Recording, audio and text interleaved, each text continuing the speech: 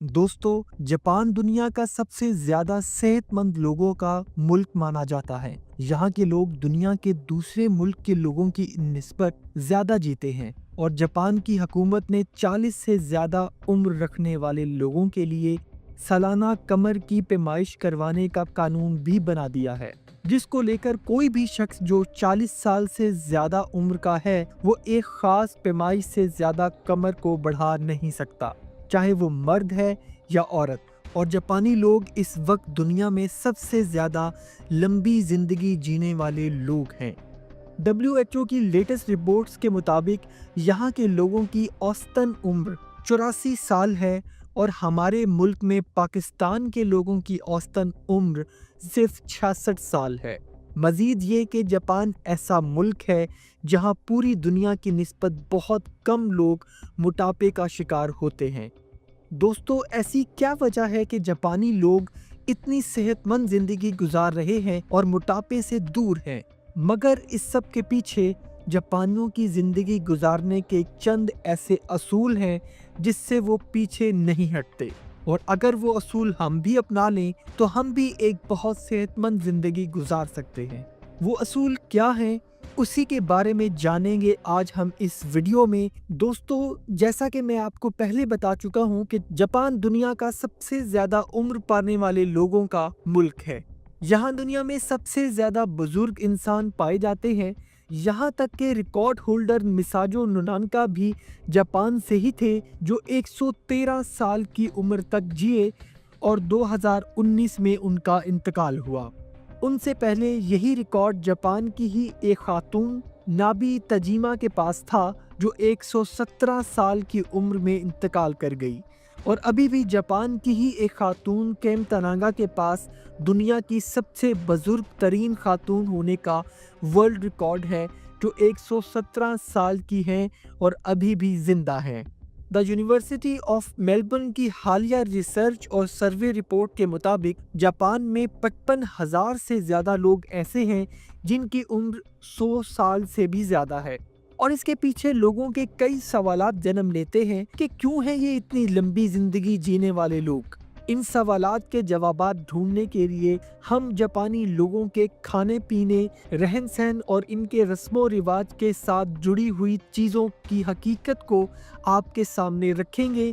Video को and तक ज़रूर देखिएगा, क्योंकि आज आपको ज़िंदगी में सेहतमंद रहने के लिए कुछ ऐसे राज पता लगने वाले हैं जो आपको अपनी ज़िंदगी को सेहतमंद बनाने में भी मदद दे सकते हैं। नंबर 1, साफ सुथरा रहना। जापानी लोग साफ सफाई का बहुत सख्ती से ध्यान रखते हैं। जापान दुनिया में सबसे ज़्यादा साफ सुथरे मुल्कों में से एक है।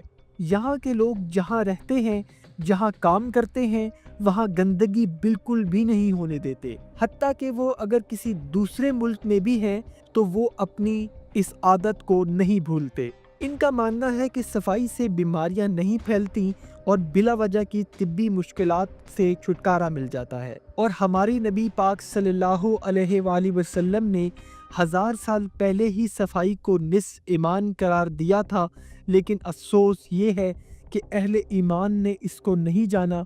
फ़र्क आपके सामने है। Number 2, government guideline plan. Japan में गवर्नमेंट की तरफ से स्कूल लेवल से ही बच्चों की निसाब के थ्रू ऐसी तरबियत की जाती है कि उनको साफ सफाई, हेल्दी फूड की पहचान करवाई जाती है और उनकी रूटीन को हेल्दी एक्टिविटी प्लान में ढाल दिया जाता है। और इस तरह जापानी बच्चे एक हेल्दी एक्टिविटी प्लान को सीख सीख कर ही बड़े होते हैं, जिसमें साफ सफाई, खाना पीना और ज़िंदगी के दूसरे ज़रूरी काम शामिल होते हैं। और फास्ट फूड और सेहत के लिए गैर मौजूद चीज़ों से परहेज सिखाया जाता है।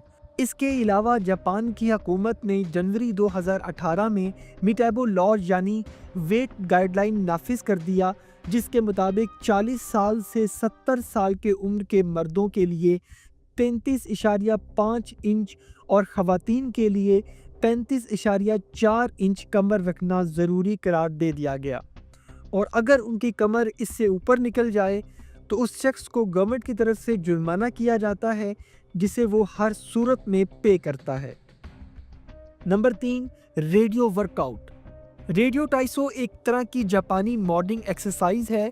इसे जापान में सुबह सुबह रेडियो पर टेलीकास्ट किया जाता है। इसका म्यूजिक स्पेशली वर्कआउट मूव्स को लेकर ही बनाया गया है और जापानी लोग इसी म्यूजिक के ऊपर अपनी सुबह की एक्सरसाइज करते हैं, और चाहे वो घर पे हो या फिर बाहर। Number 4, outing.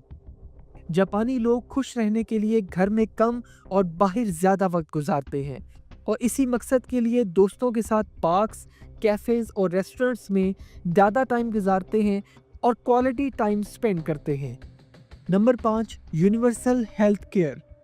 जापान में एक यूनिवर्सल हेल्थ केयर सिस्टम है जिसको हर जापानी शहरी फॉलो करता है और एक साल में 10 से 12 बार अपना रूटीन चेकअप करवाने डॉक्टर के पास जाता है। इस तरह अगर किसी को बीमारी होना स्टार्ट ही हुई है तो वो डॉक्टर के चेकअप के दौरान सामने आ जाती है और उसका इलाज फ़ौरन होना शुरू हो जाता है। और दूसरी सबसे अहम बात ये भी है कि इस सिस्टम के ज़रिए जापानी डॉक्टर्स की अर्निंग भी अच्छी होती है, जो जापान की जीडीपी का 8% है। मतलब एक तीर से 2 शिकार।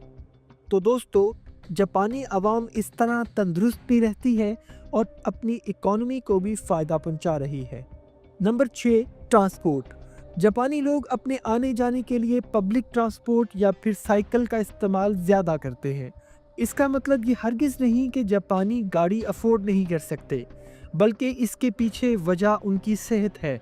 साइकिल चलाने और पैदल सफ़र करने को वो एक हेल्दी एक्टिविटी मानते हैं, जो हकीकत में है भी।